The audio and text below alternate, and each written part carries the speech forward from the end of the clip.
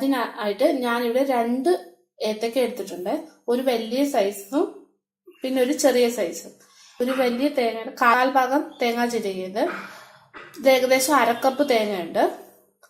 പിന്നെ വേണ്ടത് 2 പച്ചമുളക്, 1/4 ടീസ്പൂൺ ജീരകം, 1/2 ടീസ്പൂൺ കടുക്, ആവശ്യത്തിന് ഉപ്പ്, തൈര് 250 ml, ഒരു കടുക് വറുക്കാനായിട്ട് 1 ടീസ്പൂൺ വെളിച്ചെണ്ണ, വറ്റൽമുളക്, കടുക്.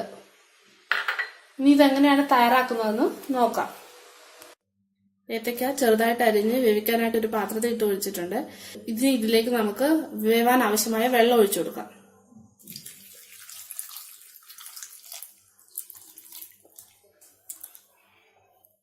ഇനി ഇതിലേക്ക് കുറച്ച് ഉപ്പ് ചേർത്ത് കൊടുക്കാം. പച്ചടി തയ്യാറാക്കാനായിട്ട് എപ്പോഴും നല്ല പഴുത്ത ഏത്തയ്ക്ക നോക്കിയെടുക്കണം. ഇനി ഇത് നമുക്കൊന്ന് അടച്ചു വെച്ച് വേവിക്കാം. ഇത് വെന്ത് വരുമ്പോഴത്തേന് നമുക്ക് തേങ്ങ അരച്ചെടുക്കാം.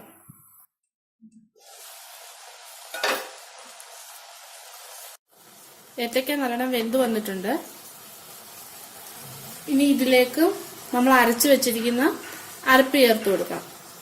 ഇതില് തേങ്ങ, പച്ചമുളക്, ജീരകം, കടുക് എന്നിവ ചേർത്ത് നല്ല പേസ്റ്റ് പോലെ അരച്ചെടുക്കണം. ഇത് നമുക്ക് ചേർത്ത് കൊടുക്കാം. ഇതിലേക്ക്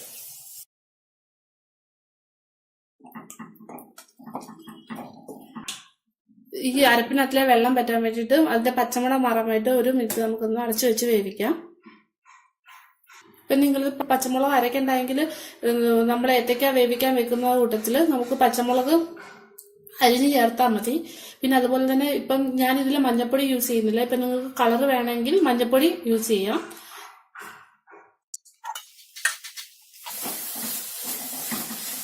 തേങ്ങയുടെയും പച്ചമുളകിന്റെയും പച്ചമണം മാറിയിട്ടുണ്ട്. ഇനി ഇത് നമുക്ക് പഴം നല്ലോണം ഒന്ന് ഉടച്ചെടുക്കാം. ഇനി ഇതിലേക്ക് കുറച്ചുകൂടി ഉപ്പ് ചേർത്ത് കൊടുക്കാം.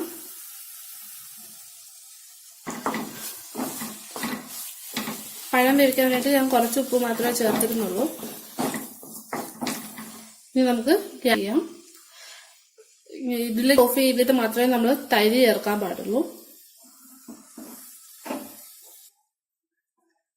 ഇത് ഞാൻ സ്പൂൺ കൊണ്ട് ചെറുതായിട്ട് ഉടച്ച തൈരാണ്. ഇത് നമുക്ക് ചേർത്ത് കൊടുക്കാം.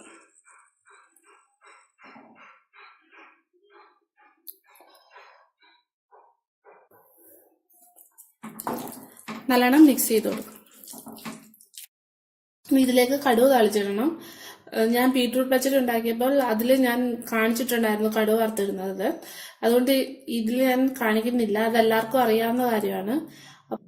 ഏത്തയ്ക്ക പച്ചടി റെഡി ആയിട്ടുണ്ട്. ഇത് നമ്മുടെ കേരള സദ്യക്ക് ഒഴിച്ചുകൂടാൻ പറ്റാത്തൊരു വിഭവമാണ്. ഇതെല്ലാവരും ട്രൈ ചെയ്ത് നോക്കണം. അതുപോലെ ഫ്രണ്ട്സിനൊക്കെ ഷെയർ ചെയ്ത് കൊടുക്കണം. പിന്നെ എൻ്റെ വീഡിയോ ലൈക്ക് ചെയ്യാൻ മറക്കരുത്. ഇനി വേറൊരു റെസിപ്പി ആയിട്ട് കാണാം.